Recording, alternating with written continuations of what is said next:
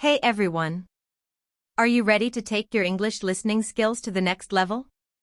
In today's video, we've put together a fantastic listening practice session designed to help you understand native speakers more easily. Grab a cup of coffee, sit back, and let's improve your English together.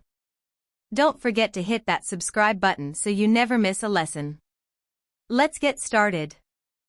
Chloe, look at this specific tab right here. Just look at this waterfall.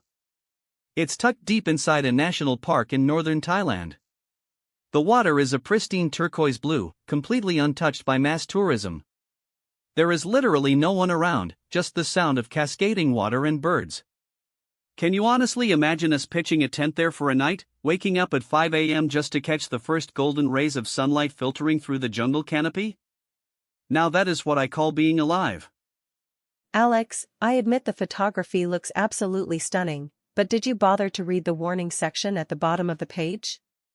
To even reach that specific waterfall, we would have to trek through a muddy jungle for over 3 hours, completely cut off from any cellular network, with zero restroom facilities, and most importantly, the area is notorious for leeches.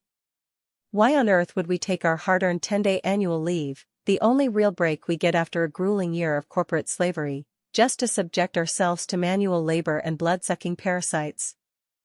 Oh, come on, Chloe. You're doing it again.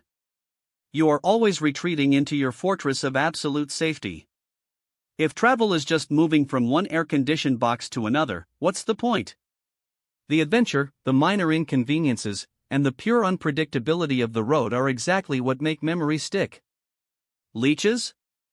We buy heavy-duty insect repellent. No cellular network? That is a feature, not a bug. You will finally be able to completely ghost your micromanaging boss for at least 24 consecutive hours. Isn't that worth it? I don't deny that disconnecting is incredibly appealing. Heaven knows I desperately need to escape the suffocating concrete jungle of the city. But my philosophy of travel centers around rejuvenation and active recovery.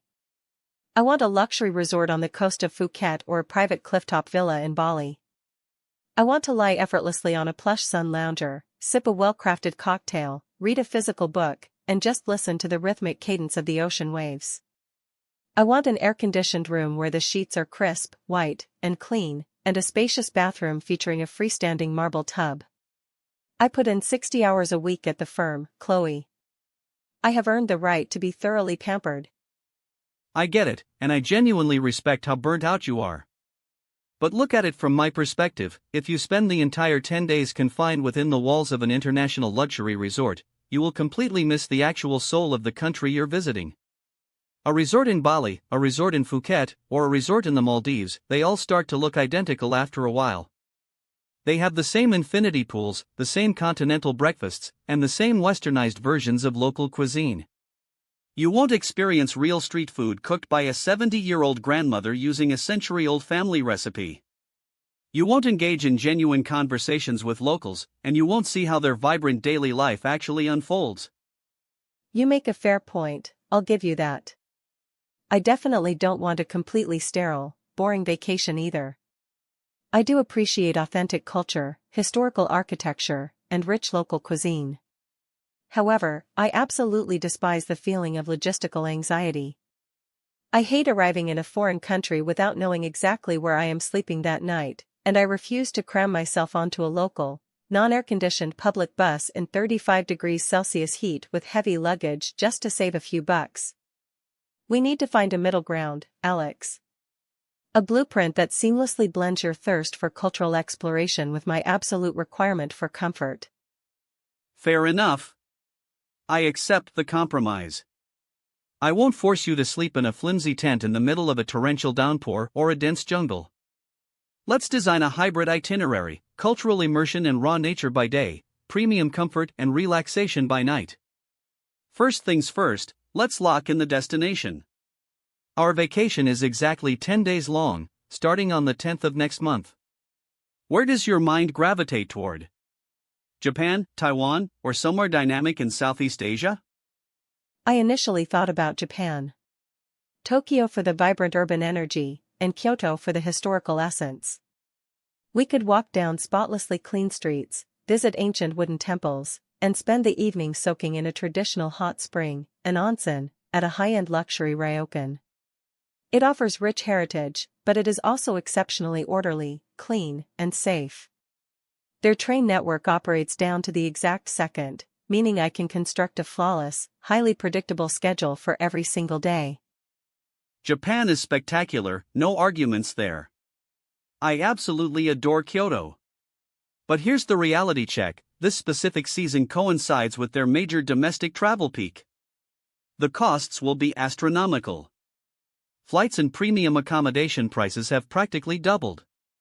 And you know me, Alex, I absolutely despise having to wait in a 2-hour queue just to snap a single photograph of a shrine gate. I want a destination that feels a bit more rugged, somewhere where our currency stretches further so we can indulge comfortably without constantly checking our banking apps. Valid point. Economics matter. What about Taiwan then? It has an incredible night market food culture, and the nature in places like Sun Moon Lake or the Taroko Gorge is breathtaking. The prices are much more reasonable compared to Tokyo. Taiwan is a solid contender. But hear me out, I just had a far more compelling, dynamic idea. What if we pull off a 2-part trip to Indonesia, specifically combining the cultural highlands of Ubud in Bali with the pristine, untouched coastlines of Lombok? It's the ultimate duality. Indonesia? I know Bali is famous, but honestly, isn't it completely over-commercialized by now?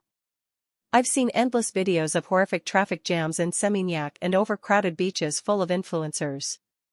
That doesn't exactly scream peace and quiet.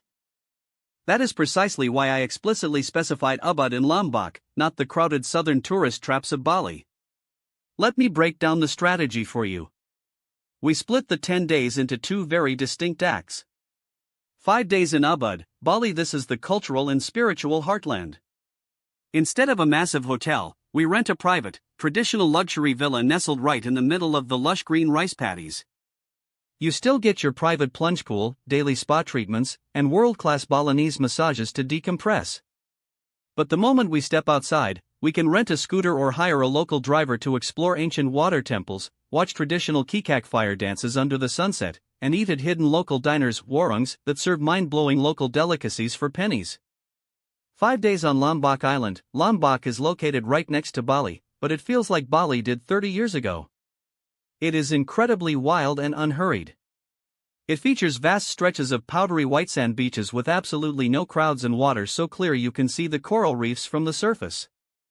We can book a gorgeous 4-star or 5-star beachfront resort there for a fraction of what it would cost in more commercialized areas. You can lounge by the ocean all day with your cocktails, while I can easily take a day trip to go snorkeling or do a light trek to view Mount Rinjani from afar. I have to admit, those Lombok resorts look absolutely divine. The beaches look vast, pristine, and incredibly private. And a private villa in Ubud surrounded by emerald green rice fields does sound undeniably serene. You're slowly winning me over, Alex. See? Trust the photographer's eye. I know exactly what appeals to your aesthetic sensibilities. I would never intentionally subject you to a miserable environment. This specific combination ensures your mornings are entirely peaceful. You can do yoga facing the jungle, and our afternoons can be dedicated to light exploration. Plus, I promise to take professional-grade photos of you throughout the trip so you can completely dominate your social media feed. Alright, you smooth talker, the destination is officially approved. Indonesia it is, Ubud and Lombok. Now, let us pivot immediately to the most critical phase, the phase I know you dread but we absolutely must execute, budgeting and logistics. There she is. The spreadsheet queen has entered the chat. Alright, outline your parameters. Where do we begin? Flights? Absolutely. We start with the international and domestic flight segments. Because we are flying into Bali, Denpasar Airport, transferring over to Lombok, and ultimately flying back home from Lombok, we absolutely need to book a multi-city ticket configuration. I've run some preliminary numbers on premium national carriers. They offer excellent reliability, spacious seating, and generous checked luggage allowances without the threat of sudden cancellations. The total cost is hovering around $500 per person for the entire flight circuit. And here lies our very first philosophical roadblock. $500 allocated solely to transportation is way too high for my target budget. I firmly believe we should utilize budget low-cost carriers instead. We just need to tolerate slightly less legroom for a few hours, pack our own light snacks, and purchase a single shared checked luggage allowance between the two of us to optimize costs. That easily drops the flight expenses down to about $320 per person. That extra money saved can be directly redirected into high-quality fine dining or chartering a private boat in Lombok. Alex, my dear friend, you seem to have temporarily forgotten that I physically cannot travel for 10 days without bringing a substantial wardrobe. I have distinct outfits for beach lounging, formal dinners, jungle trekking, and yoga sessions, not to mention my comprehensive skincare routine and personal hairstyling tools. A single shared suitcase is a statistical impossibility. Furthermore, I place a high premium on my peace of mind. I absolutely refuse to sit stranded at a chaotic airport terminal for 6 hours with zero customer support just because a low-cost carrier decided to cancel a flight out of nowhere. I propose this: I will happily book the premium airline tickets, and I will gladly cover the price difference out of my own pocket if you wish to stick to your budget. But logistically, it is infinitely better if we fly together on the same schedule. Come on, Chloe, we are taking this journey as a team. It would feel incredibly weird if we were taking different flights or sitting in completely different classes like strangers. Alright, I'll yield to your preference. We go with the full-service national carrier.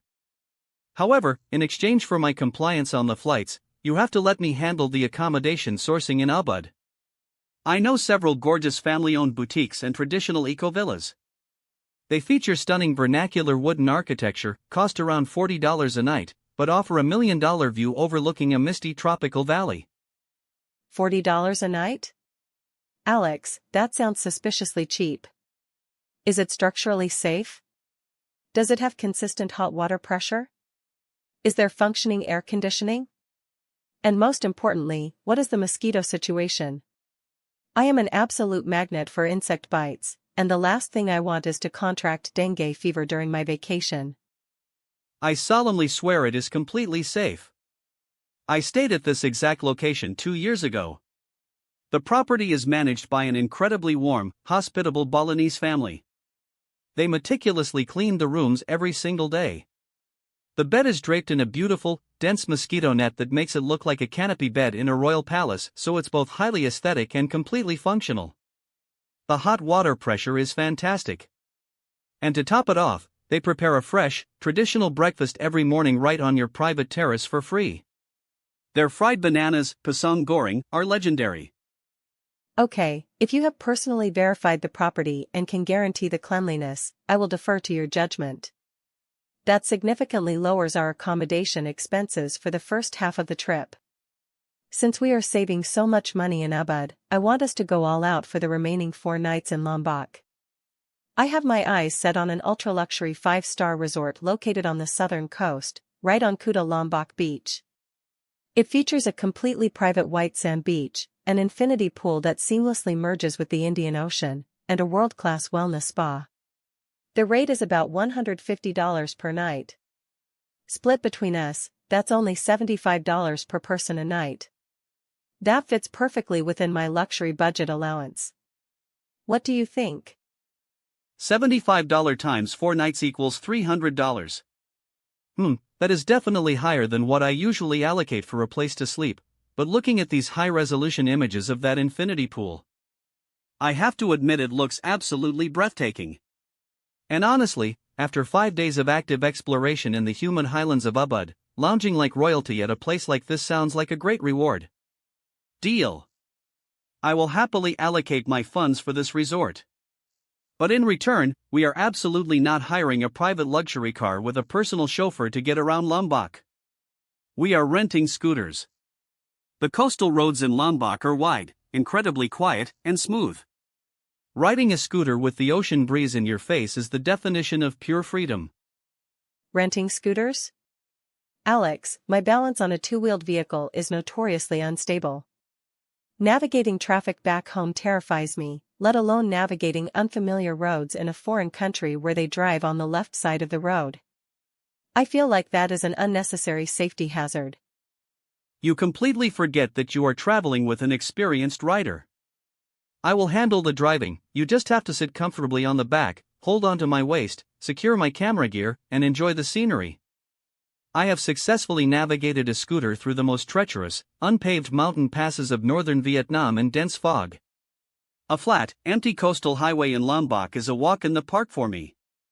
A scooter rental only costs about $6 a day, whereas a private car and driver will easily run us $50 a day. The cost-benefit analysis favors the scooter heavily here, manager. I suppose if you are at the handlebars, I feel significantly safer. And I have to admit, the romanticized idea of riding on the back of a scooter along an empty tropical coastline does sound pretty magical. Alright, I consent to the scooter rental for the Lombok portion of the trip. But for Ubud, where the roads are incredibly narrow, steep, and chaotic, we are absolutely hiring a professional local driver. Deal? Deal. Ubud Center can get incredibly congested with tourist traffic and steep drop-offs. Having a local driver who knows the shortcuts and can act as an informal cultural guide for our long-distance day trips is definitely the smart move there. Excellent. The structural foundation of our trip is rock solid. Now, let's dive into the day-by-day itinerary. I'm opening a shared Google Doc right now so we can document this meticulously. Let's map this out chronologically. On day 1, our international flight touches down at Denpasar Airport in the early afternoon. After navigating immigration, customs, and luggage retrieval, our pre-booked private driver will pick us up. The drive up north to Ubud takes roughly 90 minutes, depending on the notorious Bali traffic. Given the travel fatigue, I propose we check into our eco-villa, unpack, freshen up, and keep the evening entirely low-key. Just a quiet dinner near the villa and an early bedtime. Perfect. For that first evening, we don't need to go anywhere fancy. Right down the path from our villa is a small, family-run eatery called Warung Nakti. They specialize in ayam betutu, a slow-cooked Balinese chicken dish rich in local herbs and spices like lemongrass, turmeric, and ginger, simmered for hours until the meat literally falls off the bone. It is pure comfort food, and it will immediately cure any jet lag. For day 2, I want a peaceful morning routine. I plan to wake up around 7 a.m., do a light 30-minute yoga and meditation session on our villa's wooden deck overlooking the misty rice paddies, followed by the traditional breakfast prepared by our hosts. By 9:30 a.m., we should head into the town center to explore the historic Ubud Palace and the famous Ubud Art Market. I want to spend the morning browsing through authentic Balinese handicrafts, hand-woven rattan bags, and intricate wood carvings. If we are doing the art market, you need to let me handle the price negotiations, Chloe. They deliberately quote incredibly high prices to tourists. The golden rule is to counter with about 50% of their initial offer and then gradually negotiate up with a friendly smile. In the afternoon, once the intense midday heat begins to subside, we can walk right into the sacred monkey forest sanctuary. The dense banyan trees and ancient moss-covered temples look like something straight out of an adventure movie. The long-tailed macaques there are incredibly photogenic, but you just have to remember to secure your sunglasses, jewelry, and phone. Oh, I've seen countless videos online of those monkeys aggressively stealing items or jumping on people's heads. It makes me a bit anxious, but I know you'll be there to keep them at bay. For the evening of day 2, can we secure tickets to watch a traditional dance performance? I've read that the kikak or legong dances performed within the palace courtyards are deeply spiritual and visually spectacular. Absolutely. Watching a kikak dance is an absolute must-do. The rhythmic chanting of a choir of over 50 men providing the live soundtrack for a dramatic fire performance under the night sky is utterly hypnotic. I'll make sure to secure our tickets in advance so we get prime front row seats. Day 3 will be an active exploration day. Our private driver will pick us up early to head high into the northern mountains.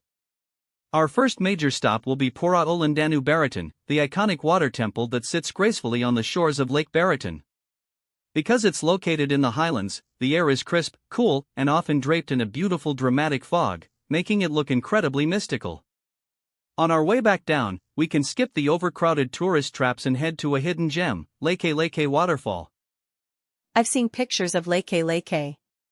It's that narrow, powerful stream of water framed perfectly by an opening of lush tropical ferns and vines, right? It looks stunning. But how challenging is the path to get down there? Is it dangerous or slippery? It's an adventure, but completely manageable. The locals have built a very stable path with bamboo bridges and earthen steps. It takes about 20 minutes of walking through a vibrant jungle filled with wild exotic flowers to reach the base. The sheer force of the water creates a cool, refreshing mist that completely lowers the temperature. We can sit on the rocks, take some incredible photos, and just absorb the raw energy of nature. That sounds incredibly beautiful. I'll make sure to wear my high-traction athletic sneakers for that trek. What about the late afternoon? On the way back to Ubud, we'll stop by the Tagalalang rice terraces. While it can get a bit crowded near the entrance, we can hike deeper into the lower terraces where the casual tourists don't bother to go. We can walk along the narrow mud ridges, observe the intricate ancient subak irrigation system that the Balinese have used for over 1,000 years, and you can try out one of those giant swings over the valley if you want that classic shot. Oh, I am absolutely doing the Bali swing. It looks terrifying but incredibly thrilling. I'll wear a bright dress just for the visual contrast against the deep emerald green of the fields. Alex, now, day 4 involves a major operational adjustment. I am officially proposing that we participate in the Mount Batter sunrise trek. And yes, before you ask, it requires a 2 a.m. wake-up call. 2 o'clock in the morning? Alex, are you completely out of your mind? We are on vacation. Why on earth would I willingly deprive myself of sleep, wake up in the dead of night, and climb a volcanic mountain in absolute darkness? That sounds less like a holiday and more like an intense military boot camp. Chloe, look at me. I promise you, on everything I own, that this will be the single most unforgettable highlight of our entire trip. We will be accompanied by an experienced local guide who will provide us with headlamps. The hike up the volcano takes roughly 2 hours. It's a steady climb, but the pace is deliberately slow and rhythmic. When we reach the summit crater, it will still be pitch black and chilly. We will sit down, huddle around the warm geothermal steam vents, and our guide will cook us breakfast using the literal heat of the volcano. And then, the magic happens.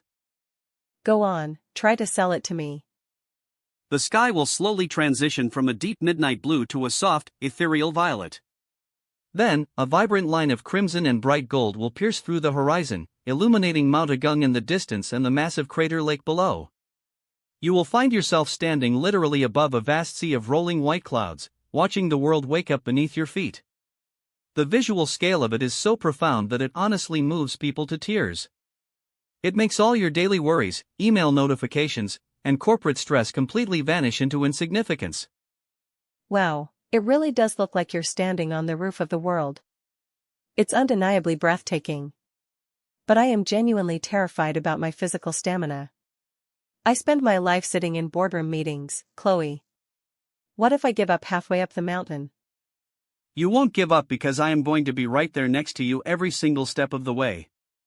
If your legs get heavy, I will literally pull you up. We will take as many breaks as you need. And here is the best part, the moment we hike back down the volcano, our driver will take us directly to the Toya Bunka hot springs located right at the base of the mountain. They are natural thermal pools filled with mineral-rich volcanic water.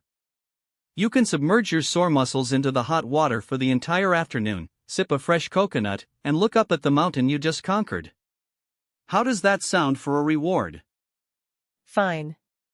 You win. I will commit to the volcano trek. The combination of a life-changing sunrise and a hot spring recovery session is too compelling to pass up. But I am holding you to your promise. If my legs give out, you are legally obligated to carry me the rest of the way. Done. It is a legally binding contract. Mount Batter is locked in for day 4. On day 5, we check out of our Ubud Eco Villa. Now, to cross the ocean over to Lombok Island, there are 2 primary logistical options: a fast boat ferry from Padang by harbor which takes about 2.5 hours, or a short 20-minute domestic flight from Denpasar to Lombok International Airport. I am firmly voting for the flight. The fast boat journeys across the Lombok Strait can get notoriously rough and turbulent, and I am highly prone to severe motion sickness. I don't want to arrive in Lombok feeling completely physically depleted. The ferry does have its charms. Sometimes you can spot pods of dolphins jumping alongside the boat, but I completely understand. A sick stomach would ruin the transition day. Let's take the domestic flight. The tickets are very affordable anyway. By mid-afternoon, we will land in Lombok, grab a taxi, and head straight to your ultra-luxury 5-star resort in Kuta Lombok. I will formally hand over the logistical reins to you for the rest of the day. You can check into your oceanfront suite, spend the entire afternoon at the premium wellness spa getting pampered, and completely reset your body after the volcano hike. Thank goodness. That is music to my ears. I am going to book a signature full-body aromatherapy massage the moment we confirm our flights. For dinner on day 5, we will dress up nicely and have a romantic, upscale seafood dinner at the resort's beachfront restaurant, watching the sunset melt into the pristine waters of the Indian Ocean. No rush, no trekking, just pure luxury. On day 6, our coastal scooter adventure officially begins. I will pick up our rental scooters from the resort lobby. Our primary objective for the day is to explore the incredibly wild, undeveloped beaches of South Lombok. Our first destination will be Moan Beach. It's a spectacular, secluded bay flanked by 2 massive green headlands, creating a perfectly sheltered turquoise lagoon. The water is calm like a swimming pool, and there are virtually no crowds. That sounds absolutely idyllic. A private paradise. Where do we head next? After a few hours of swimming at Moan, we'll ride further west to Selong Belanak Beach. This beach is famous for its wide, crescent-shaped shoreline and incredibly soft, powdery white sand. It's the absolute best place in Indonesia for beginners to learn how to surf because the waves break gently over a smooth sandy bottom. I definitely want to rent a surfboard for 2 hours and try to catch some waves. You go right ahead and surf to your heart's content. I will gladly rent a beach umbrella, order a fresh coconut from a local beach shack, read my book, and capture high-speed video footage of you wipe out into the ocean waves. Oh, and isn't Selong Belanak the beach where local farmers walk their herds of water buffalo along the shoreline? Yes. Late in the afternoon, the local buffalo herders guide their livestock right across the sand as the sun begins to set. The silhouette of the massive buffalo against the golden reflecting wet sand is an iconic, deeply authentic sight. It's an absolute dream scenario for travel photography. For day 7, to want to transition to the famous Gili Islands, specifically Gili Trawangan, Gili Mino, and Gili Air. These are 3 tiny islands situated just off the northwest coast of Lombok. What excites me the most is that motorized vehicles are completely banned on all 3 islands. There are no cars and no motorcycles allowed.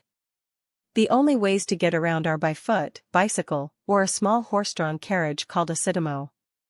The air quality and peacefulness must be absolutely unparalleled.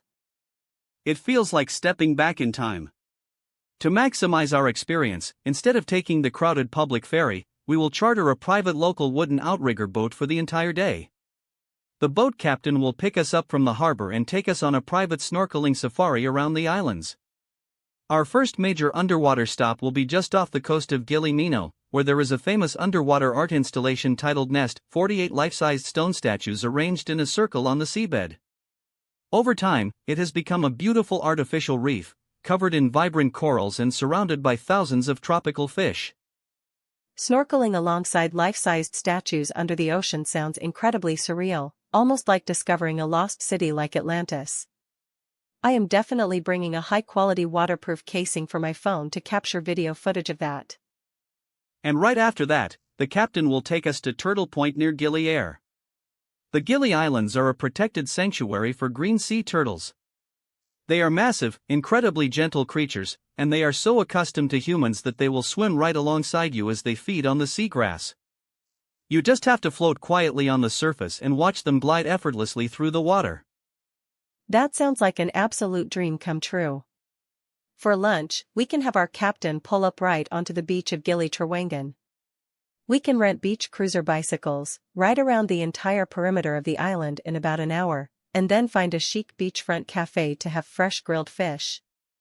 We can stay on the island until late afternoon, sit at a relaxed beach bar with beanbags on the sand, listen to live acoustic music, and watch the sun set directly behind the silhouette of Bali's Mount Agung across the ocean.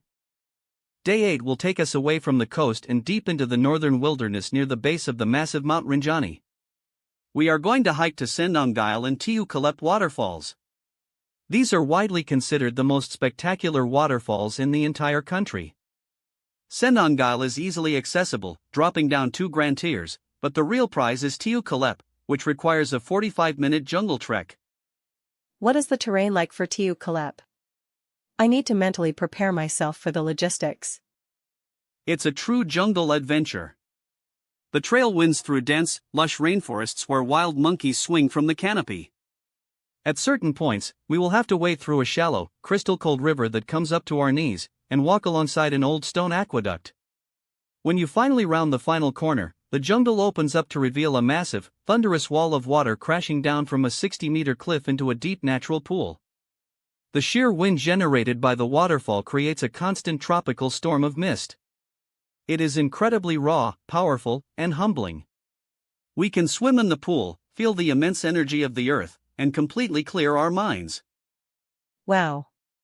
It sounds significantly more wild and untamed than the waterfalls in Bali. But after successfully conquering the Mount Batur volcano trek on day 4, I am confident that my physical stamina and sense of adventure will be fully primed for this jungle trek. I am genuinely looking forward to it. For day 9, our final full day in paradise, I am officially declaring a state of absolute, unconditional relaxation. No schedules, no scooters, no hiking boots, and no alarms. We remain exclusively within the confines of our luxury resort.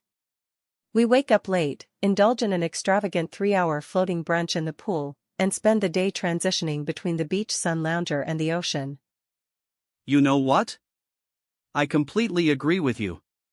A perfect itinerary must have a grand finale of stillness. It allows the mind to process, catalog, and appreciate all the incredible experiences we accumulated over the previous week. If you immediately jump from intense adventure back onto an international flight and straight into the office, the benefits of travel are instantly erased. We need day 9 to just slow down, breathe, and reflect. Exactly. For our final evening, we will arrange a private bonfire barbecue right on the beach sand. We can feast on fresh lobster, prawns, and calamari grilled over coconut husks, talk about our favorite moments of the trip, and listen to the waves under a starry night sky. On day 10, we enjoy one final tropical breakfast, pack our bags, check out of our resort, and take a taxi to Lombok International Airport. We board our domestic flight back to Bali, connect seamlessly to our premium international flight, and head back home. Our 10-day Indonesian odyssey comes to a flawless conclusion. You know, Alex, looking closely at this completed blueprint we just created together, I am struck by a sudden wave of self-realization. If I had booked this vacation entirely on my own, without your input, I would have spent the entire 10 days isolated inside a predictable 5-star resort bubble in Lombok. I would have spent an exorbitant amount of money, and when I returned to my office desk on Monday morning, the only things I would truly remember would be the quality of the service, the taste of the food, and the comfort of the mattress. I would have remained completely ignorant of the magic of watching a volcanic sunrise above the clouds, swimming with sea turtles in a motorized vehicle-free paradise, or feeling the thunderous mist of Tiu Kalep. You have successfully pulled me out of my rigid comfort zone, and I am deeply grateful for that. And the reverse is equally true, Chloe. If I had embarked on this trip completely by myself, I wouldn't have created a blueprint at all. I would have simply thrown some clothes into a backpack, hopped on a flight with 0 prior reservations, and just winged it. Consequently, I would have likely missed flight connections, ended up sleeping in unsafe, mosquito-infested hostels because everything premium was booked out, and completely exhausted my physical body by pushing too hard without any structural rest. Your meticulous attention to detail, your logistical intelligence, and your appreciation for high-quality comfort have saved my trip from devolving into a chaotic exercise in survival. You teach me how to slow down, pause, and actually savor the moments I capture, rather than constantly rushing forward to chase the next frame. I suppose that explains why our friendship has remained so incredibly resilient over the years, despite our personalities being polar opposites. We function like two perfectly matching pieces of a complex puzzle. It's the ultimate synergy of structure and spontaneity. Absolutely. Travel, at its core, isn't about the physical distance we cover or the number of famous, overcrowded tourist landmarks we cross off a bucket list just to prove we were there. It is fundamentally about the internal shift in our perspective. When you are standing on top of Mount Batur in the freezing dawn, watching the world slowly illuminate beneath you, you suddenly realize that the daily corporate anxieties, the endless streams of emails, and the pressure of meeting arbitrary quarterly KPIs are incredibly small and insignificant in the grand, timeless scale of nature. It forces a cognitive reset. It grants you the mental space to breathe and remember that there is a vast, beautiful world to be experienced outside of productivity metrics.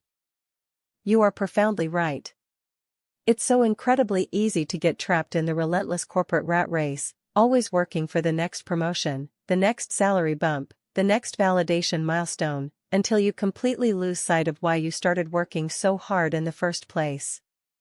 We work to afford a good life, but if we never pause to actually live that life, then the entire endeavor becomes a tragic waste of human energy.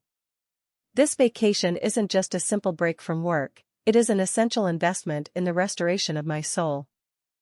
And for me, as a creative professional, this trip represents a vital source of artistic oxygen. I have been feeling incredibly uninspired lately, taking the same repetitive commercial photography gigs in the city. I desperately need new visual stimuli, the genuine smiles of the Balinese people, the unique emerald hues of the rice terraces, and the deep, deep blue of the Lombok Sea to reignite my creative fire. This trip isn't a luxury, it is a necessity for my sanity. Alright, enough philosophical musings for one evening, my friend. Let us pivot back to immediate reality. We have exactly 3 weeks before our departure date. We need to establish an ironclad to-do list to ensure flawless execution. Roger that. I'm ready. Fire away, Captain of Operations. Task number 1, flight bookings. I will take immediate responsibility for securing the multi-city airline tickets tonight because my corporate credit card earns premium travel mileage points. I will book both our seats simultaneously to guarantee we are sitting together on all legs of the journey. I'll send you the payment request right after. Perfect. Task number 2, accommodations.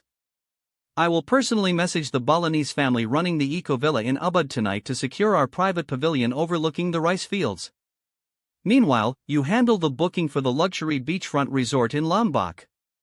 Make sure to check for any corporate discounts or seasonal promotions to optimize the rate. Rest assured, I am an expert at leveraging premium travel perks. Task number 3, comprehensive travel insurance.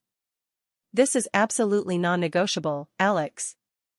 You are planning to ride scooters in a foreign country, swim in open marine sanctuaries, and climb an active volcano in the dark. I refuse to take a single step outside this country without premium international medical and travel insurance. If an unforeseen medical emergency occurs abroad, the out-of-pocket costs could literally bankrupt us. Absolutely agreed. I never travel internationally without insurance. I will purchase a comprehensive global travel insurance policy tonight that explicitly covers adventure sports and outdoor activities for both of us. Consider that completely handled on my end. Excellent. Task number 4, currency exchange. The official currency is the Indonesian rupiah, IDR.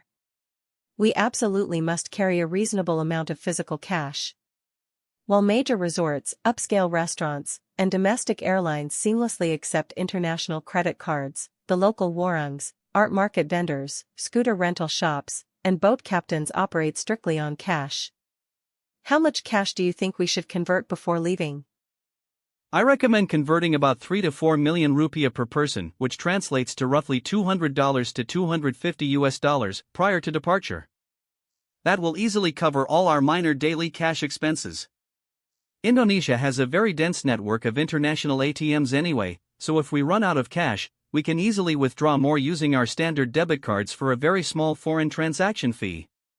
Just make sure to call your bank next week to notify them of your international travel dates. If you don't, their automated fraud detection system will instantly freeze your credit cards the moment you attempt a transaction in Bali, which is a massive nightmare. Wow, that is an incredibly crucial tip. I will add a calendar reminder to call my bank first thing Monday morning. Now, let's talk about the absolute elephant in the room, the packing strategy. The golden rule for this trip is compulsive minimalism. I know your natural instinct is to pack 2 massive suitcases, but remember the logistics. We are switching hotels, boarding a domestic flight, and operating on scooters in Lombok. Moving around with heavy, oversized luggage will completely kill the spontaneous vibe of the trip. I highly recommend adopting the mix and match capsule wardrobe concept. Pack lightweight, breathable cotton or linen fabrics that dry quickly in tropical humidity, and restrict yourself to a single medium-sized suitcase and a small day pack. You are asking me to make a supreme sacrifice, Alex. Limiting my wardrobe options feels against my nature, but I recognize the absolute logical necessity of what you're saying. I will strictly limit myself to 1 medium suitcase. Furthermore, you need to make sure you pack proper personal protection gear. I know you have a bad habit of ignoring skincare, so I am personally holding you responsible for bringing high SPF broad-spectrum sunscreen. The equatorial sun in Indonesia is incredibly unforgiving, and I don't want to spend the trip traveling with a friend who looks and feels like a sunburnt lobster. Also, pack heavy-duty mosquito repellent, basic digestive medication, and a compact first aid kit. Message received loud and clear, Mom. I will pack the sunscreen and the medical kit. On the technical side, I will be responsible for all the electronics. I am bringing my main DSLR camera body, a wide-angle lens for the landscapes, a fast prime lens for your portraits, a compact drone to capture cinematic aerial footage of the Ubud rice fields, spare memory cards, a high-capacity power bank, and a universal power adapter. Indonesia primarily uses Type-C and Type-F electrical outlets with 2 round prongs, which is different from our plugs back home. Oh, thank goodness you remembered the power adapter. I would have completely forgotten about that detail. You're surprisingly dependable when it comes to technology logistics. What about the clothing dress codes for visiting temples in Bali? I remember reading that they are highly strict regarding religious spaces. Yes, that is a very important cultural point. When entering any sacred Hindu temple site in Bali, both men and women are culturally required to cover their legs below the knee by wearing a traditional sarong, a large piece of fabric wrapped around the waist secured by a temple sash. We don't need to purchase these in advance. Every major temple gate has vendors renting them out for a tiny fee, or better yet, we can buy 2 beautiful, authentic hand-dyed batik sarongs at the Ubud Art Market on day 2. It will serve as a wonderful, practical cultural accessory for the whole trip and a beautiful physical souvenir to take home. I love that idea. I will definitely purchase an authentic batik sarong. It will look beautiful in the photographs. Well, Chloe, there it is. The master plan is officially complete. This is undeniably the most well-balanced, exciting itinerary I have ever been a part of creating. I feel like the vacation has already begun in my mind. Oh my goodness, look at the time. It is almost 11:30 p.m. Time completely vanished while we were lost in our travel discussions. Time flies when you are designing adventures. I should head out and let you get some well-deserved sleep. Thank you for this evening, Chloe. Thank you for taking my chaotic, scattered travel dreams and molding them into a highly efficient, organized reality. No, Alex, thank you. Thank you for injecting a much-needed dose of excitement, passion, and adventure into my life. For the past 6 months, my brain has been entirely consumed by cold financial spreadsheets, risk mitigation metrics, and stressful corporate targets. Tonight is the first time in a very long time that I have felt genuinely happy, liberated, and full of pure anticipation. I now have an immense wave of positive motivation to crush my work goals over the next 3 weeks, knowing that a true paradise is waiting for me on the other side. Hold on to that exact feeling. Work hard, tie up all your professional loose ends, and in exactly 21 days, we shut down our laptops, disable our notifications, shoulder our bags, and cross the border. Absolutely. Let's create the most magnificent, unforgettable journey of our lives. I'll check in with you next week to review our flight and resort confirmations. Drive safely through your weekend, Chloe. Get some rest, and may your dreams be filled with the emerald fields of Ubud and the crystal oceans of Lombok. Good night, Alex. Drive safely on your way home. See you soon. Good night, Chloe. Take care.